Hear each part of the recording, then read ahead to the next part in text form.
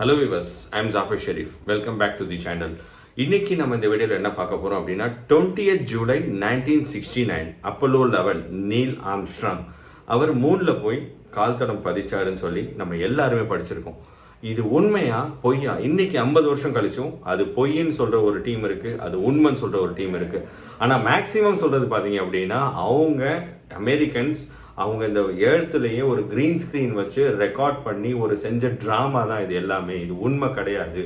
அந்த ஃப்ளாக் அப்படி அவங்க ஸ்பேஸ் போயிருந்தாங்கன்னா, மூன் போயிருந்தாங்கன்னா எப்படி மூனில் ஃப்ளாக் பறந்துச்சு? How is it possible? Because இந்த moon there is zero air, then how is it possible to tie the flag அப்படின்னு சொல்லி நிறைய ரூமர்ஸ் இருக்குது. இந்த வீடியோவில் நம்ம என்ன பார்க்க போகிறோம் அப்படின்னா இதுக்கு பின்னாடி இருக்கிற மிஸ்ட்ரி என்ன, இதில் எதுக்காக அப்படி நடந்ததுன்றது தான் நம்ம இந்த வீடியோவில் பார்க்க போகிறோம். ஸ்டேட்யூம் முழுசாக பாருங்கள் video.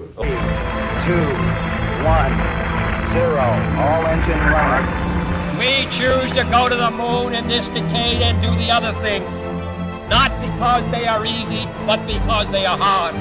Houston, we see you on a stereo, over. Tranquility Base here.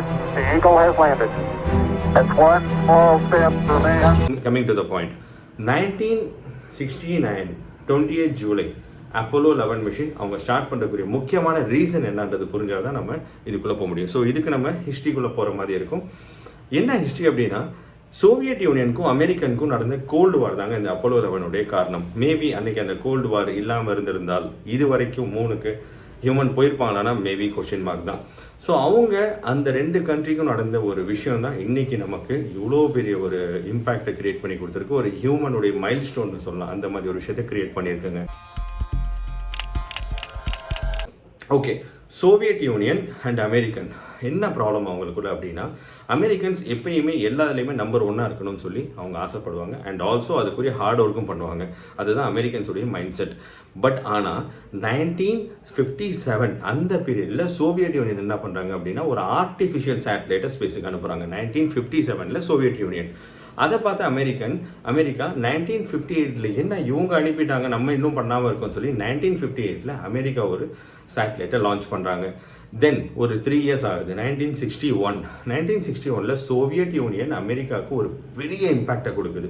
அது என்ன இம்பேக்ட்னா, அந்த இம்பேக்ட்னால அமெரிக்கன் பிரசிடென்ட்டே ஒரு நிமிஷம் அப்படியே ஷாக் ஆகிற மாதிரி ஒரு இம்பேக்ட் கொடுக்குறாங்க. என்ன அப்படின்னா யூரி ககாரின் அப்படின்ற ஒரு ஆஸ்ட்ரானட்டை ஸ்பேஸுக்கு அனுப்ப போகிறாங்க ஃபர்ஸ்ட்டாக சோவியட் யூனியன். ஸோ இதை கேள்விப்பட்ட அமெரிக்கன் கவர்மெண்ட் அந்த இம்பேக்ட், அந்த என்ன இப்படி நடந்துருச்சு நம்மளால ஒன்றும் பண்ண முடியாமல் இருக்கோன்ற அந்த இம்பேக்டில் அப்போ பிரசிடெண்ட்டாக இருந்த ஜான் எஃப் கெனடி ஒரு லெட்டர் எழுதுறாரு டு விபி வைஸ் பிரசிடென்ட்க்கு. என்ன அனுப்புறாரு அப்படின்னா, what is happening, why it's happening like this, நம்ம ஏன் பண்ண முடியல, சோவியட் யூனியனால் எப்படி பண்ண முடியுது, நம்ம என்ன பண்ணலாம், எனக்கு சீக்கிரமாக நம்ம இந்த வேர்ல்டுக்கு முன்னாடி நம்ம நம்பர் 1 காட்டணும், என்ன பண்ணுறதுன்னு சொல்லி ஒரு லெட்டர் எழுதுறாரு. அந்த லெட்டரில் பார்த்தீங்கன்னா நம்ம ஸ்பேஸ்க்கு ஒரு லேபரேட்டரி செட் பண்ணுவோமா, அதர்வைஸ் நம்ம மூணுக்கு பக்கத்தில் போயிட்டு ஒரு சர்க்கிள் பண்ணிட்டு வரலாமா, என்ன பண்ணலாம்னு சொல்லி ஒரு பெரிய ஒரு லெட்டர் எழுதி அனுப்புகிறாரு. அந்த அனௌன்ஸ்மெண்ட் யூரி ககாரின் போகிறாங்கன்ற அனௌன்ஸ்மெண்ட் வந்த next 1 week, that means May 1961 John F Kennedy ஒரு ஸ்பீச் கொடுக்குறாரு மீடியா முன்னாடி. This decade is out of landing a man on the moon and returning him safely to the earth. என்ன கொடுக்குறாரு அப்படின்னா, American மூணுக்கு ஒரு ஹியூமனை அனுப்பும் அண்ட் ஆல்சோ அந்த ஹியூமனை பத்திரமா சேஃபாக அகைன் எர்த்துக்கு கொண்டு வருவோம்னு சொல்லி ஒரு அனௌன்ஸ்மெண்ட் கொடுக்குறாங்க. 1961 period. Just think about that. 1961 mobile phones கிடையாது, இன்டர்நெட் ஃபெசிலிட்டிஸ் கிடையாது, சூப்பர் கம்ப்யூட்டர்ஸ் கிடையாது. இந்த பீரியடில் அமெரிக்கன் கவர்மெண்ட் ஒரு அனௌன்ஸ்மெண்ட் கொடுக்குறாங்க, மூணுக்கு நாங்கள் ஹியூமனை அனுப்புவோம் அண்ட் அந்த ஹியூமனை சேஃபாக ரிட்டர்ன் கொண்டு வருவோன்ட்டு. ஸோ இந்த அனௌன்ஸ்மெண்ட் கேட்டு டோட்டல் வேர்ல்டும் சோவியட் யூனியனும் ஒரு ஷாக்கில் உட்காந்துருக்கு. எப்படி இது நடக்க போகுது, எப்படி இது பாசிபிள் அப்படின்ற ஒரு இம்பேக்டில் உட்காந்துருக்காங்க. அவங்க சொன்னதோட நிப்பாட்டாமல் 1961 1963 வரைக்கும் அதுக்குரிய ப்ரிப்பரேஷன் பண்ணுறாங்க. என்ன ப்ரிப்பரேஷன்னா, ஃபர்ஸ்ட் ஆஃப் ஆல் ப்ரிப்பேர் பண்ண வேண்டியது ராக்கெட். ஸோ ராக்கெட்ஸ் அப்படின்னா என்னன்னு முதல் நீங்கள் அண்டர்ஸ்டாண்ட் பண்ணிக்கணும். ராக்கெட் அப்படின்னா என்னன்னா, rocket is a vehicle which is used for carrying some objects from earth to the outer part of the எர்த்னு சொல்லுவோம் நம்ம. அதாச்சும் நம்ம காரில் போகிற மாதிரி, பஸ்ஸில் போகிற மாதிரி நம்மளை கூப்பிட்டு போகிற பஸ்ஸை தான் ராக்கெட்னு சொல்லுவோம். ஸோ அது ஒரு கேரியர் வெஹிக்கிள், அவ்வளோதான் அது. ஸோ அந்த ராக்கெட்டில் ஒர்க் பண்ணுறாங்க. ராக்கெட் என்ன கொண்டு பண்ணலாம், எப்படி பண்ணலாம்னு சொல்லி ரெடி பண்ணுறாங்க. செகண்ட் அவங்க ஒர்க் பண்ண பார்த்தீங்கன்னா கமாண்ட் மாடியூல். கமாண்ட் மாடியூலில் தான் ராக்கெட்டுக்கு மேலே இருக்கிற அந்த ஒரு கியூப் மாதிரி இருக்கும். ஸோ அது எதுக்கு இந்த இருக்குது, அது எதுக்கு அப்படின்னா அந்த கமாண்ட் மாடியூல் தான் ஹீட்டை தாங்கிக்கிட்டு அந்த ராக்கெட்டை மேலே கொண்டு போகும். ஸோ அதை ரெடி பண்ணுறாங்க. தேர்ட், இது எல்லாத்துக்கும் முக்கியம் ப்ரொபல்ஷன் சிஸ்டம். அந்த ப்ரொபல்ஷன் சிஸ்டம் அப்படின்னா என்னென்னா, நம்ம ராக்கெட்டை கிராவிட்டிக்கு ஆப்போசிட்டில் ஃபோர்ஸ் கொடுத்து புஷ் பண்ணுறது தான் ப்ரொபல்ஷன் சிஸ்டம். ஸோ அதில் ஒர்க் பண்ணுறாங்க 1963 வரைக்கும். ஸோ டோட்டலாக இந்த 1961 1963 வரைக்கும் அவங்களுடைய சிஸ்டம்ஸை ஸ்ட்ராங் பண்ணுறாங்க. 1963 1967 வரைக்கும் அன்மேண்டாக டெஸ்ட் பண்ணிட்டு இருந்த அமெரிக்கன் கவர்மெண்ட்டும் நாசாவும் 1967 ஜான்வரி அவங்க 3 ஆஸ்ட்ரானட்ஸை உட்கார வச்சு டெஸ்ட் பண்ண போகிறாங்க. ஸோ இது ஒரு பெரிய ஒரு விஷயமா இருக்க போது. That is called Apollo 1. அவங்க அப்போலோ 1 அவங்க ரெடி பண்ணும்போது லான்ச் பண்ணுறதுக்கு முன்னாடியே அந்த ராக்கெட் கீழேயே பிளாஸ்ட் ஆகுது. ஸோ அதில் அந்த 3 ஆஸ்ட்ரானட்ஸும் டெத் ஆகுறாங்க. ஸோ இவ்வளோ பெரிய ஒரு விஷயம் நடந்ததுக்கப்புறம் திரும்ப அமெரிக்கன்ஸ் இதை கை விட்டுருவாங்க அப்படின்னு சொல்லி தான் எல்லா கண்ட்ரியும் பார்த்துட்டு இருக்காங்க, சோவியட் யூனியன் எஸ்பெஷலி. பட் ஆனால் அமெரிக்கன்ஸ் கையை விடலை அந்த விஷயத்தை. அமெரிக்கன் கவர்மெண்ட்டும் நாசாவும் இதுக்கப்புறமா தான் டிசைட் பண்ணாங்க நம்ம ஸ்பேஸுக்கு இன்னும் அதிகமான இன்வெஸ்ட்மெண்ட் பண்ணணும் அப்படின்ட்டு $7 to $9 பில்லியன் இன்வெஸ்ட் பண்ணுறாங்க. ஸோ ஆஃப்டர் அந்த டெஸ்ட் பண்ண ஹியூமனை வச்சு டெஸ்ட் பண்ணி அதை பிளாஸ்ட் ஆனதுக்கப்புறமா தென் அகைன் அவங்க பண்ண விஷயம் பார்த்தீங்கன்னா அப்போலோ 4, 5, 6 இந்த எல்லாமே அன்மேண்டாக டெஸ்ட் பண்ணுறாங்க. ஸோ இந்த அப்போலோ 1க்கு அப்புறமா அப்போலோ 6 வரைக்குமே அவங்க டெஸ்ட் பண்ணது எல்லாமே அன்மேண்டாக டெஸ்ட் பண்ணுறாங்க. ஒன்ஸ் அன்மேண்ட் எல்லாமே டெஸ்ட் ஆகுது, ஹியூமன் எல்லாமே எல்லாம் பக்காவாக இருக்குன்னு தெரிஞ்சதுக்கப்புறம் அகைன் அவங்க என்ன பண்ணுறாங்கன்னா அக்டோபர் 1968 அப்போலோ 7 அவங்க டெஸ்ட் பண்ணுறாங்க வித் ஹியூமன். ஸோ வித் ஹியூமனை வச்சு லான்ச் பண்ணுறாங்க. அந்த லான்ச் பெரிய சக்ஸஸ் கொடுக்குது. அந்த லான்ச் மூலயமா அவங்களால ஸ்பேஸை விட்டு வெளியில் போகிறாங்க. அகைன் அவங்க இந்த டெஸ்ட் முடிஞ்சதுக்கப்புறம் 3 பக்கத்தில் ஆர்பிட்னு சொல்லுவாங்க. ஸோ ஒரு பாதை, இந்த பாதையை தான் என்ன சொல்லுவோம்னா ஸ்பேஸில் ஆர்பிட்னு சொல்லுவோம். அந்த ஆர்பிட்டுக்கு கொண்டு போகிறதுக்காக அப்போலோ 8 லான்ச் பண்ணுறாங்க. அகைன் டிசம்பர் 1968, ஒரு 2 மாத கேப்பில் 1968 டிசம்பரில் அகைன் லான்ச் பண்ணுறாங்க. அந்த அப்போலோ 8 சக்ஸஸ்ஃபுல்லாக மூணுக்கு பக்கத்தில் இருக்கிற அந்த ஆர்பிட் ஃபுல் அண்ட் ஃபுல் போயிட்டு நமக்கு ஒரு சர்க்கிள் பண்ணிட்டு வருது. Then after that Apollo 9 launch பண்ணுறாங்க. எப்போ அப்படின்னா ஃபெப்ரவரி 1969. ஃபெப்ரவரி 1969 அவங்க லான்ச் பண்ண அப்போலோ 9 என்ன பண்ணுது அப்படின்னா அந்த 3க்கு வெரி நியர், ரொம்ப அதாச்சும் 3க்கு வெரி நியர்பையில் போயிட்டு லான்ச் கரெக்டாக ஆக்டிவேட் ஆகிட்டு அந்த ப்ரொபல்ஷன் சிஸ்டம் வரைக்கும், தட் மீன்ஸ் மொடியூல் கமாண்ட் மொடியூல்னு சொல்லுவாங்க, அந்த கமாண்ட் மொடியூல் வரைக்கும் கொண்டு போயிட்டு சக்ஸஸ் பண்ணுறாங்க, வித் ஹியூமன் பண்ணுறாங்க. அண்ட் அகைன் இதில் அப்போலோ 10 அவங்க லான்ச் பண்ணது எப்போ அப்படின்னா மே மந்த் அவங்க அகைன் லான்ச் பண்ணுறாங்க. இதில் என்ன பண்ணுறாங்கன்னா இந்த ராக்கெட்டில் 1969 மே மந்த் அவங்க லான்ச் பண்ணுறதுல 3 ஆஸ்ட்ரானட்ஸ் இருக்காங்க. அண்ட் அவங்களுக்கு லூனார் மாடியூலும் அதில் அட்டாச் பண்ணுறாங்க. லூனார் மாடியூல் அப்படின்னா என்னென்னா இவ்வளோ நாள் அவங்க டெஸ்ட் பண்ணது எல்லாமே 3க்கு நியர்பை வரைக்கும் கொண்டு போகிற ராக்கெட்ஸும் சேட்டலைட்ஸும். பட் ஆனால் இதில் லூனார் மாடியூல் அட்டாச் பண்ணுறாங்க. லூனார் மாடியூல் அப்படின்ற அந்த சிஸ்டம் தான் மூணில் போயிட்டு லேண்ட் ஆகிற ஒரு ஆப்ஜெக்ட். ஸோ ஒரு பெரிய கார்லேருந்து ஒரு சின்ன கார் போய் தனியாக லேண்ட் ஆகிற மாதிரி. ஸோ அந்த லூனார் மாடியூலை அட்டாச் பண்ணி அனுப்புகிறாங்க அப்போலோ 10. ஆனால் அந்த அப்போலோ 10ல் எல்லா ஆஸ்ட்ரானட்ஸும் மூணில் இறங்கக்கூடிய எல்லா ப்ராக்டிஸோடு போகிறாங்க. பட் ஆனால் நாசாவும் அமெரிக்கன் கவர்மெண்ட்டும் ஸ்ட்ரிக்டாக சொன்னது do everything except landing on the moon. So because இதில் லேண்டிங் ஆப்ஷன் அவங்களுக்கு கிடைக்கல. அண்ட் அகைன் ஜூலை 16 இங்கேருந்து அப்போலோ 11 அனுப்புகிறாங்க. அது 1 0 all engine running. Liftoff. We have a liftoff. 32 minutes past the hour. Liftoff on Apollo 11.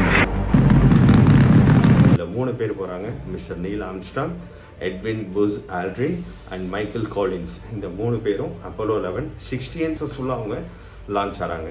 Once அவங்க லான்ச் ஆனதுக்கப்புறமா அவங்க அங்கே போயிட்டு லூனார் மாடியூலில் தனியாக அவங்க லேண்ட் ஆகிறாங்க இன் மூன். ஆனால் நம்ம எல்லாருக்குமே தெரிஞ்ச பார்த்தீங்கன்னா நீல் ஆம்ஸ்ட்ராங் தெரியும், எட்வின் புஸ் ஆல்ட்ரின் தெரியும். மைக்கேல் காலின்ஸ் ஏன் தெரியலை, ஏன் அவருடைய நேம் வெளியில் வரல அப்படின்னா அதை பற்றி நம்ம ஃபுல்லாக இப்போ பார்ப்போம். ஃபர்ஸ்ட் ஆஃப் ஆல் இதை நம்ம அண்டர்ஸ்டாண்ட் பண்ணணும் அப்படின்னா இந்த ராக்கெட் சிஸ்டமை இவங்க எப்படி பண்ணாங்க, நாசா எப்படி ரெடி பண்ணாங்கன்றது நமக்கு முதல் அண்டர்ஸ்டாண்ட் ஆகணும். இந்த ராக்கெட் சிஸ்டம் அவங்க 3 டிபார்ட்மெண்ட்டாக டிவைட் பண்ணாங்க. ஒன்று command module and second one service module, third one is lunar module. Command module அப்படின்றது top of the portion in the rocket and service module is the second part and lunar will be set on the back portion of the rocket. 3 மாடியூலாக பண்ணாங்க. இதில் command module, service மாடியூலுக்கு ஒரு common name கொடுத்தாங்க, that is call CSM. CSM is also known as கொலம்பியான்னு சொல்லி ஒரு bed நேமும் கொடுத்துருந்தாங்க. லூனார் மாடியூல் என்ன கொடுத்தாங்க நேம் அப்படின்னா ஈகிள்னு கொடுத்தாங்க. பிகாஸ் இதில் இந்த பாட்டில் பார்த்தீங்கன்னா லூனார் மாடியூல் மட்டும்தான் மூணில் போயிட்டு லேண்ட் ஆகும். இந்த கமாண்ட் மாடியூலும் சர்வீஸ் மாடியூலும் போய் மூணில் லேண்ட் ஆகாது. இந்த 3க்குரிய ஆர்பிட்டில் தான் ரவுண்ட் ஆகிட்டே இருக்கும். அண்ட் பேலன்ஸ் இருக்க இந்த லூனார் மாடியூல் போயிட்டு ஆட்டோமேட்டிக்காக மூணில் லேண்ட் பண்ணுவாங்க. So Neil Armstrong, Buzz Aldrin இவங்க 2 பேரும் லூனார் மாடியூலில் இருக்காங்க. மைக்கேல் காலின்ஸ் இந்த சிஎஸ்எம்னு சொல்கிற கொலம்பியா அந்த ஸ்ட்ரக்சருக்குள்ளே இருக்காங்க. அதனால தான் மைக்கேல் காலின்ஸுடைய நேம் வெளியில் இந்த உலகத்துக்கு தெரிய வரல. ஓகே, இப்போ என்ன நடந்தது அப்படின்னா 16th ஜூலை 1969 இந்த ப்ராப்பரான ராக்கெட் சிஸ்டம் எடுத்துட்டு அவங்க அந்த ராக்கெட்டுக்கு கொடுத்த நேம் வந்து சாட்டன்னு கொடுத்தாங்க. இந்த சாட்டன் அந்த நேம் வந்து அவங்க கொடுத்தது சாட்டன் ராக்கெட்.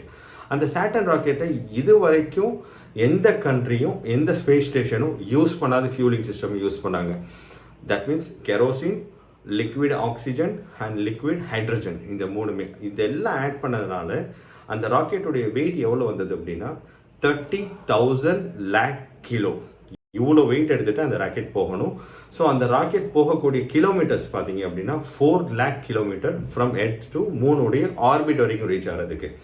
ஸோ அதுக்காக இவ்வளோ ஃபுல்லாக அட்டாச் பண்ணிவிட்டு லான்ச் பண்ணுறாங்க நாசா. 16th ஜூலை லான்ச் பண்ண 10 minutesல எர்த்துடைய வெளியில் போயிடுச்சு இந்த ராக்கெட். எர்த்துடைய ஆர்பிட்லேயே ரவுண்ட் ஆகிக்கிட்டே இருக்குது. ஃபார் மோர் தென் 1.5 rounds வந்து நம்ம எர்த்துடைய ஆர்பிட்டை ரவுண்ட் பண்ணுது. தென் நம்ம இன்னொன்று சொல்கிறோம் மிஷன் கண்ட்ரோல் அப்படின்ட்டு. மிஷன் கண்ட்ரோல் அப்படின்றது என்னென்னா கீழே கிரவுண்டில் இருக்கிறவங்க, அதாச்சும் கமாண்ட் மாடியூல், சர்வீஸ் மாடியூல் அப்படின்றது சிஎஸ்எம், லூனார் மாடியூல் அப்படின்றது ஈகிள், அண்ட் மிஷன் கண்ட்ரோல் அப்படின்னு சொல்கிறவங்க நாசா. நாசா சொல்கிறது கீழே இருந்து அவங்க என்ன கமெண்ட் கொடுக்குறாங்களோ அதை தான் இந்த ராக்கெட்டில் உள்ளவங்க கேட்டு ஒபே பண்ணணும். ஸோ ஒரு 1.5 rounds கம்ப்ளீட் பண்ணதுக்கப்புறமா மிஷன் கண்ட்ரோல் அனௌன்ஸ்மெண்ட் கொடுக்குறாங்க, நீங்கள் ப்ரொசீட் பண்ணுங்கள், முன்னாடி மூணுடைய ஆர்பிட்க்கு ப்ரொசீட் பண்ணுங்கன்ட்டு. ஸோ மூணுடைய ஆர்பிட்க்கு அவங்க ப்ரொசீட் பண்ணுறதுக்கு அவங்களுக்கு எடுத்துக்கிட்ட டேஸ் பார்த்தீங்கன்னா 1.5 daysலேருந்து 2 days வரைக்கும் ஃபுல் அண்ட் ஃபுல் ட்ராவலில் போய் லான்ச் ஆகிறாங்க. ஒன்ஸ் மூணுடைய ஆர்பிட் போனதுக்கப்புறமா இதில் எல்லாமே அட்டாச் ஆகிருக்கு. அங்கே ரீச் ஆகும்போது 19th ஜூலை அங்கே ரீச் ஆகிறாங்க மூணுடைய ஆர்பிட்டில். தென் அகைன் அன்னைக்கு ஃபுல்லாக வெயிட் பண்ணுறாங்க, மிஷன் கண்ட்ரோலில் இருந்து கமெண்ட் வந்ததுக்கப்புறம் நம்ம லேண்ட் பண்ணலாம் அப்படின்ட்டு. 20th July evening 8 PM from mission control from NASA announcement வருது, ஆர்டர் வருது அவங்களுக்கு, லூனார் மாடியூலில் நீங்கள் தாராளமாக லேண்ட் பண்ணுங்கள் மூணில் அப்படின்ட்டு. ஸோ அப்போ தான் அந்த சிஎஸ்எம்ன்ற சிஸ்டமும் லூனார் மாடியூலும் செப்பரேட் ஆகுறாங்க. லூனார் மாடியூலில் Neil Armstrong and Buzz Aldrin இருக்காரு, அண்ட் சிஎஸ்எம் கொலம்பியாவில் இருக்கிறது மைக்கேல் காலின்ஸ். ஸோ இந்த லூனார் மாடியூல் மூணில் லேண்ட் ஆக போகும்போது ஒரு வார்னிங் சிக்னல் கொடுக்குது. லேண்ட் ஆக வெரி நியர்பை போயிடுச்சு. போகும்போது ஒரு அனௌன்ஸ்மெண்ட் வருது, ஒரு warning simple, Roger Roger. For example ஏவியேஷனில் ஒரு லாங்குவேஜ் இருக்குது. எப்படின்னா இப்போது for example alpha papa charlie victor tango pan mayday call pan கால்னு சொல்லி ஒரு அனௌன்ஸ்மெண்ட் வரும். தட் மீன்ஸ் வார்னிங் சிம்பிள்னு சொல்லுவோம். மேடேன்னு சொல்லி சொல்லுவோம். ஸோ அந்த மாதிரி ஒரு கால் வருது. என்ன கால் அப்படின்றது பார்க்குறாங்க. நீல் ஆம்ஸ்ட்ராங் என்ன பண்ணுறாரு, உடனே மிஷன் கண்ட்ரோல்கிட்ட இன்ஃபார்ம் பண்ணுறாங்க, இந்த மாதிரி வார்னிங் சிம்பிள் வருது. மிஷன் கண்ட்ரோலில் வந்து கோ ஹெட் அப்படின்றாங்க, நீங்கள் போகலாம் தாராளமாக அப்படின்ட்டு. நீல் ஆம்ஸ்ட்ராங் ஆட்டோ பைலட்டில் போட்டிருக்காங்க, ஆட்டோமேட்டட் கம்ப்யூட்டர்னு சொல்லுவோம் ஸ்பேஸில். அதாச்சும் நம்ம எதுவுமே பண்ண வேண்டாம், மிஷன் கண்ட்ரோல்லேருந்து என்ன ஆர்டர் வருதோ அது ஆட்டோமேட்டிக்காக அந்த லூனார் மாடியூல் செய்யும். அது லேண்ட் பண்ணால் லேண்ட் பண்ணும், லெஃப்ட் போனால் லெஃப்ட் போகும், ரைட் போனால் ரைட் போகும். இதுதான் வந்து லூனார் மாடியூலுடைய ப்ராசஸ். பட் ஆனால் லேண்ட் ஆக போகும்போது 150 meters இருக்கும்போது நீல் ஆம்ஸ்ட்ராங் அந்த ஆட்டோ பைலட்டை ஆஃப் பண்ணுறாரு. இவர் மேனுவலாக எடுக்கிறாரு. ஏன் அப்படின்னா லூனார் மாடியூல் லேண்ட் ஆக போகிற இடத்துல பார்த்தீங்கன்னா நிறைய கற்கள் கிடக்கு. ஸோ அங்கே லூனார் மாடியூல் லேண்ட் ஆச்சு அப்படின்னா ஃபுல் அண்ட் ஃபுல் டேமேஜ் ஆயிரும். ஆட்டோமேட்டிக்காக நீல் ஆம்ஸ்ட்ராங் என்ன பண்ணுறாருன்னா மேனுவல் கண்ட்ரோல் எடுத்துகிட்டு 4 miles தூரத்துக்கு லூனார் மாடியூலில் ட்ராவல். அது வரைக்கும் அந்த சிஎஸ்எம் சிஸ்டம் எங்கே இருக்குன்னா மூணுடைய ஆர்பிட்டில் ரவுண்ட் அடிச்சுக்கிட்டே இருக்கும். இவங்க வர்றதுக்காக வெயிட் பண்ணும். இவங்க வந்தோடனே இவங்களை கூப்பிட்டுட்டு போகிறது தான் அந்த சிஎஸ்எம் கொலம்பியாவுடைய டியூட்டி. இவங்க என்ன பண்ணுறாங்க, 4 miles ட்ராவல் பண்ணி வேறு ஒரு இடத்துல லேண்ட் பண்ணுறாங்க. ப்ராப்பராக லேண்ட் பண்ண போகும்போது ஒரு வார்னிங் சிம்பிள் வருது, லூனார் மாடியூலில் வெறும் 5% தான் ஃபியூல் இருக்குது அப்படின்ட்டு. ஏன் ஃபியூல் கம்மியாக கொண்டு போனாங்கன்னா ஆக்சுவலி இங்கே தான் லேண்ட் ஆகணும்னு ஒரு பிளான் பண்ணி தான் ஃபியூல் கொண்டு போகிறாங்க. ஆனால் அந்த லேண்டிங் பார்ட் சரியில்லைன்றதுனால வேறு இடம் மாற்றும் போது ஃபியூல் கன்சப்ஷன் அதிகமாகிடுது, வெறும் 5%. அப்போ மிஷன் கண்ட்ரோல் என்ன பண்ணுறாங்க, கீழே இருந்து நாசா என்ன பண்ணுறாங்கன்னா ஒரு கவுண்டவுன் கொடுக்குறாங்க, 60 seconds கவுண்டவுன். இந்த 60 seconds நீங்கள் லேண்ட் ஆகிட்டிங்கன்னா அகைன் நீங்கள் ஆர்பிட் வரைக்கும் டேக் ஆஃப் பண்ணுறதுக்கு உங்கள்கிட்ட ஃபியூல் போதும். இன்னும் 30 செகண்ட்ஸ் இருக்குது. 20 செகண்ட்ஸ் பேலன்ஸ் இருக்கும்போது மேலே லூனார் மாடியூல்லேருந்து கீழே நாசாக்கு announcement. Tranquility Base here. The Eagle has landed. Roger, Tranquility. Eagle has landed safely அப்படின்னு சொல்லிட்டு அனௌன்ஸ்மெண்ட் வருது. ஸோ ஃபைனலி லேண்ட் ஆயிடுச்சு lunar module in the moon. Successfully 2 பேரும் ப்ராப்பராக லேண்ட் ஆனதுக்கப்புறமா லூனார் மாடியூலை விட்டு ஃபர்ஸ்ட் நீல் ஆம்ஸ்ட்ராங் தன்னுடைய பாதத்தை பதிக்கிறதுக்காக லூனார் மாடியூலை விட்டு வெளியில் One small step for man. One giant leap for mankind.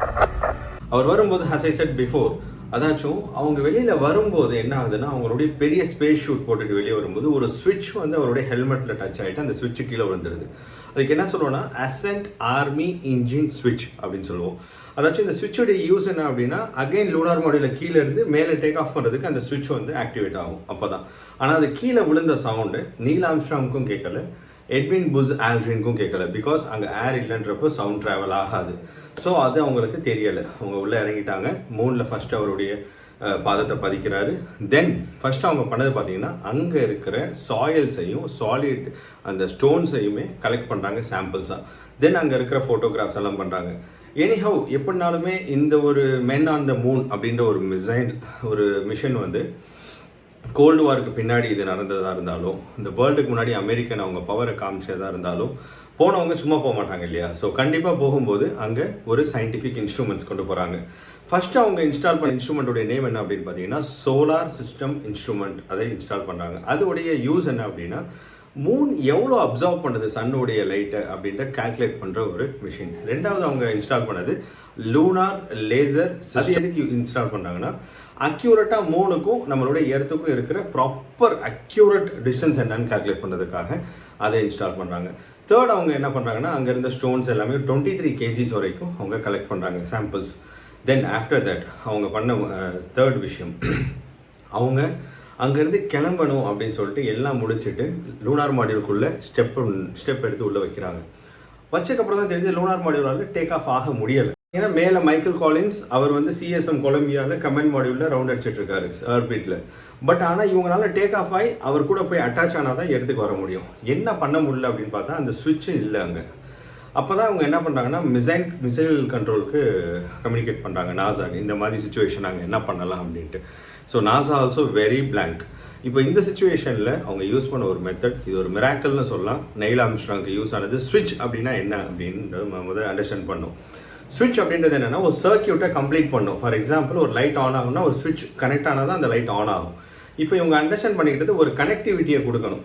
அப்போ நீல் ஆம்ஸ்ட்ராங் யூஸ் பண்ணது அவர் கொண்டு போயிருந்த மெட்டல் பென், பால் பென், அந்த கனெக்ஷன் கொடுத்து லூனார் மாடியூலில் டேக் ஆஃப் பண்ணுறாங்க.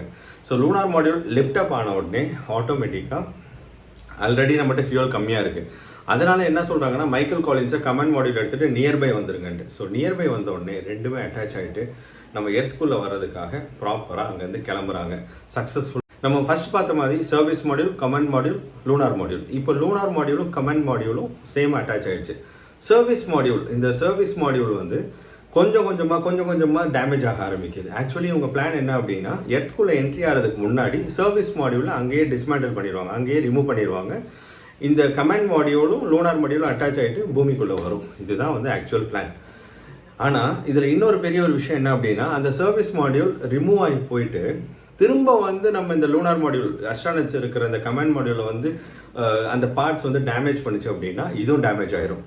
இதை தடுக்கணும் அப்படின்ட்டு நாசா என்ன பண்ணி அனுப்புகிறாங்கன்னா அந்த சர்வீஸ் மாடியூலில் த்ரஸ்ட்டை க்ரியேட் பண்ணுற ஃபேன்ஸை வச்சு அனுப்புகிறாங்க. பட் அது என்ன ஆச்சு அப்படின்னா அந்த த்ரஸ்ட்டை க்ரியேட் பண்ணுற ஃபேன் இவங்க லூனார் மாடியூலும் கமெண்ட் மாடியூலும் சர்வீஸ் மாடியூலில் ரிமூவ் பண்ணதுக்கப்புறமா ஒர்க் ஆகுது. இந்த இடத்துல வந்து இந்த 3 ஆஸ்ட்ரானட்ஸும் உயிரோடு இருக்கிறதுக்கு திரும்ப வருவாங்கன்றதுக்கு 1% கூட அஷூரன்ஸ். திரும்ப வந்து இவங்க கிராவிட்டி இல்லாதனால திரும்ப ஃப்ளோட் ஆகி இவங்களுடைய மாடியூலில் வந்து கிராஷ் பண்ணிச்சு அப்படின்னா இதுவும் சேர்ந்து பிளாஸ்ட் ஆகும். இந்த சிச்சுவேஷனில் தான் அது என்ன மிராக்கல்னு தெரில அந்த சர்வீஸ் மாடியூல் இவங்களுடைய கமெண்ட் மாடியூல் பக்கத்தில் வராமல் செப்பரேட்டாக போய் அங்கங்கே ஃப்ளோட் ஆகுது. ஸோ சக்ஸஸ்ஃபுல்லாக இவங்க எர்த்துக்குள்ளே லேண்ட் ஆகுறாங்க. எர்த்துடைய லேயருக்குள்ளே என்ட்ரி ஆன உடனே பேராஷூட்ஸ் ஓப்பன் ஆகுது. ஒரு ஓஷனில் வந்து அவங்களுடைய கமெண்ட் சர்வீஸ் இந்த லூனார் மாடியூல் வந்து விழுகுது. தென் சக்ஸஸ்ஃபுல்லாக நாசா போயிட்டு அவங்கள ரெக்கவர் பண்ணுறாங்க, கூப்பிட்டு வராங்க. இதில் ஒரு பெரிய ஒரு விசித்திரமான ஒரு விஷயம் என்னன்னு பார்த்தீங்கன்னா இவ்வளோ பெரிய சக்ஸஸ் பண்ணிட்டு வந்த அந்த 3 பேரையும் சக்ஸஸ்ஃபுல்லாக சேவ் பண்ணிடுச்சு அமெரிக்கன் கவர்மெண்ட். ஆனால் இந்த 3 பேரையும் உலகத்துக்கு காட்டலை ஃபார் 2 weeks. இவங்க 3 பேரையும் குவாரண்டைன் பண்ணி வச்சாங்க. ஸோ இதுலேருந்து என்ன தெரியுது அப்படின்னா, அவங்களுடைய ஃப்யூச்சர் திங்கிங், அவங்க எப்படி யோசிக்கிறாங்க, ஒரு ஒரு ஒரு அட்வான்ஸாக யோசிக்கிறது. பிகாஸ் அவங்க இங்கேருந்து வரும்போது ஏதோ பேத்தட்டிக் ஒரு வைரஸோ பாக்டீரியா ஏதோ டிஃப்ரெண்ட்டாக வந்து என்ன ஆகுது அப்படின்ட்டு அவங்கள 14 days அந்த 3 பேரையுமே குவாரண்டைன் பண்ணுறாங்க. சக்ஸஸ்ஃபுல்லாக 14 days அவங்க முடிச்சதுக்கப்புறமா அவங்களை கொண்டு வந்து உலகத்துக்கு காட்டுறாங்க. அவங்க சக்ஸஸ்ஃபுல்லாக ஒரு பெரிய விஷயத்த பண்ணுறாங்க. இதுதான் நடந்த விஷயங்கள். இப்போ வந்து நாசா அவங்க 3 எக்ஸ்ட்ரானட்ஸையும் காட்டும்போது இந்த வேர்ல்டே ஒரு விசித்திரமாக பார்க்குது. ஒரு மூணுக்கு போயிட்டு வந்த ஹியூமனை நம்ம பார்த்துட்டோம் அப்படின்ட்டு எல்லாரும் விசித்திரமாக பார்க்குறாங்க. In 1969, the public had little reason to question mankind's historic first step on the moon.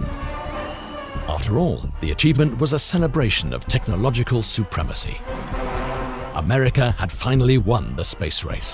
நிறைய ஒரு பேர் சொல்கிறாங்க இது போய் இது வந்து அமெரிக்கன் கவர்மெண்ட் சோவியட் யூனியனையும் இந்த வேர்ல்டையும் மிரட்டுறதுக்காக செஞ்ச ஒரு ட்ராமா அது அப்படின்னு சொல்லி காட்டுறாங்கன்னு சொல்லி தான் இப்போ வரைக்கும் நம்ம பேசிகிட்டு இருக்கோம். ஒரு சில பேர் இது உண்மையாக பொய்யான்னு எப்படி சொல்லணும் அப்படின்றத இப்போ நம்ம ஃபைண்ட் அவுட் பண்ணுறோம். கம்ப்ளைண்ட்ஸ் அப்படின்னு எடுத்திங்கன்னா அங்கே ஏர் கிடையாது. எப்படி வந்து ஃப்ளாக் பறந்துச்சு? ரொம்ப simple.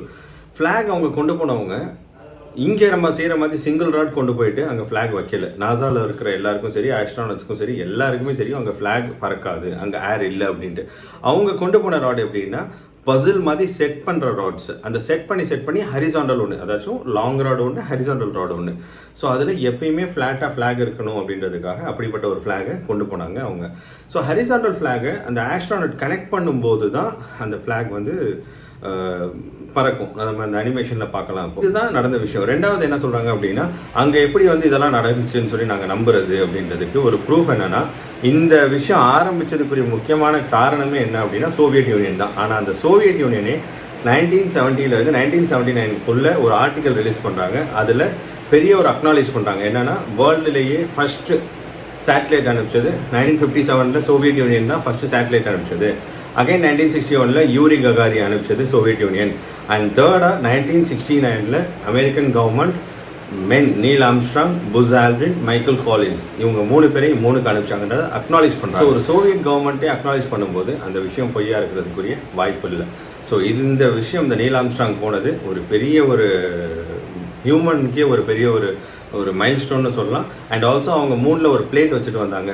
We men came from earth on July 1969 அப்படின்ட்டு ஒரு பிளேட்டு வச்சுட்டு வந்திருந்தாங்க. ஸோ இதுதாங்க நடந்த விஷயம். ஐ ஹோப் இந்த வீடியோ உங்கள் எல்லாருக்குமே ரொம்ப பிடிச்சிருக்குன்னு நம்புகிறேன். இந்த விஷயம் 100% ட்ரூன்றதுக்கு இதுதான் ப்ரூஃபு.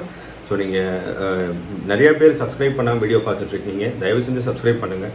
நீங்கள் சப்போர்ட் பண்ண தான் எங்களால் இந்த மாதிரி நிறையா வீடியோஸ் பண்ண முடியும். Thank you so much. God bless you all.